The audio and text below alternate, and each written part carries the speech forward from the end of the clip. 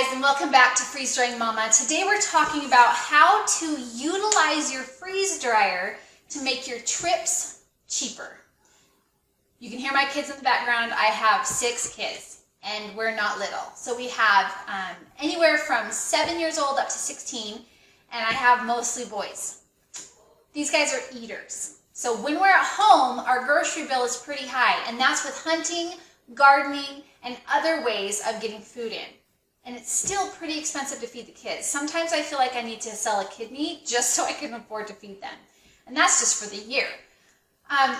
We were planning on doing a family trip this last year. We went in February of 2020 to Hawaii. And as you know, if you take anybody to Hawaii, it's not cheap. Well, we took 8 people, and we didn't just go for 3 or 4 days. We went for 2 weeks. Actually, it was 19 days. So I had to come up with a way to keep the food costs down. We were in condos, not hotels, so that was really nice. We actually had our own kitchen. We went through a VRBO, and we also, I'm a planner, as you know, so I prepped way in advance, and I prepped a bunch of food to take. Now, the highest priced items down there, not just the bread, bread that I can usually get at home for 88 cents was $7 in Hawaii at Walmart. It was insane. So if you're watching this and you're in Hawaii, I am so sorry for your price of bread. The meat, though, too, is pretty pricey, and because I pre-priced a lot of things before, so I wasn't sure what we were going to need. Was I going to need cheese? Was I going to need, vegetables? Was I going to need meat? And since we are hunters, we don't generally like to buy a lot of red meat off, or even chicken, off the store shelves, unless, of course, it's Costco's rotisserie chicken, because who doesn't love that? But we do have a lot of our own red meat, which is elk and venison. And so I know that I can get that pretty cheap because we have freezers full of it. So that's what I was looking at, was the price of meat and how I could fill up my family. So what I found down there was that their meat was kind of expensive. And if I could save the meat price, then I could at least save that much money. After we got back home from our trip and I looked over the money that I had actually saved versus what I thought we were going to do, I saved almost $800, at least $800, just on packing a few carry-ons. And when I say few, I mean 6. 6 carry-ons of food, because everybody had their own backpacks for their personal items, and that's literally all we took. We took backpacks with our snorkel sets. They had a towel, a swimsuit, a shirt, and shorts for 2 weeks, because we had laundry items too. We had laundry spaces in each of our vacation rentals. So we actually just kept washing our clothes. But we were in our swimsuits the entire time hiking around. And our swimsuits are a t-shirt, like one of those swimming shirts, and swimming shorts. That's for me and my daughter as well, because it's just easier. You get out of the water, you automatically are dry, and you're wearing clothes. You can go into a store, you don't have to change. So that's how we do that. But to get back to how we save money on our vacation, I planned and planned and planned. And it actually wasn't as hard as I thought it was going to be. I think I might have overplanned. This is what we normally put our food in, is the Mylar bags. And you can see that they're nice and thick. They have a Ziploc. They're really nice. I love these. And if you've seen any of my other videos, you know I prefer the 7 mil for the bags. Some people prefer 5. Some people prefer 2. Again, it doesn't matter. You do you. But this is what I normally put it in.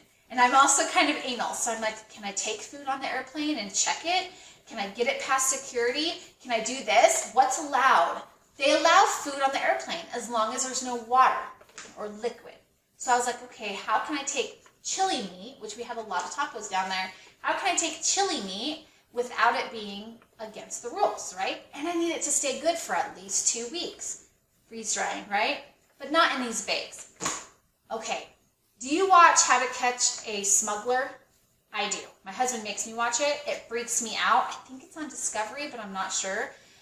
So we watched that show, and these people, there was this one guy who had 23 of these, but they were bigger bags, and every single one of them was full of cocaine, but he had them labeled as like quinoa and vegetables and spaghetti, and I was like, oh, I'm so glad that I did not pack food in those bags, because they were puncturing holes checking for cocaine every single bag. No bueno, because he would have ruined my food. So what I did is I pre-ordered some of these bags. Now, these are still 5 mil. They're still really thick. I don't need them to last forever. I just needed them to get me through the Hawaii trip. So what I would do is I had these, and they're gusseted. They're Ziploc. They actually held a significant amount of food. So one of these was enough for half of our family. So I would do 2 of these to take on our trip. I got some bigger ones too to put like the meatloaf slabs in and stuff. but one of these worked really, really well. And then because I knew it was going to be for 4 people, it was enough for 4 people, I knew I wouldn't have to actually use the Ziploc, but just in case, and we'll get there in a second of why I was glad to have the Ziploc. But these were awesome. So I filled them with whatever I needed. I made sure to put my oxygen absorbers in there, and then I sealed them this one, and then I sealed them this way with the impulse sealer. So that was great. But it was really nice because the TSA people could actually see that it was meat in there. There was no question. Of course, I had it labeled. I still labeled it because I'm a labeler. But I still labeled it and everything, but they could easily see this is food. There's no metal in it to obscure. Does that mean you can't take a Doritos bag with you? Of course not. You can still take a Doritos bag with you on the plane. But I wasn't taking Doritos. I was taking meat, and I was taking like sour cream, right? I was taking cheese. I was taking some of these things that they might not know what they were. So this was to cover my bases, just to make sure. I also had these, which I got these because we've started selling some of the freeze-drying items, and I love these. You can still see in the front. The back is protected. It's gusseted really nicely on the bottom. It's Ziploc, and it seals nice across the top. I love these bags. Again, you can see really clearly what they are when they're over. They are protected from the sun. Really, really nice bags. So I will have links to both of these bags in the comments or in the description, and they're also on my website. I really love these. Again, they're small, they're packed, they're serving size. They're also snack size, so if you wanted to put in here green beans, cherry tomatoes that you freeze-dried, anything that you freeze-dried, you could put them in these size. Okay, so here is why I loved the fact that these were resealable.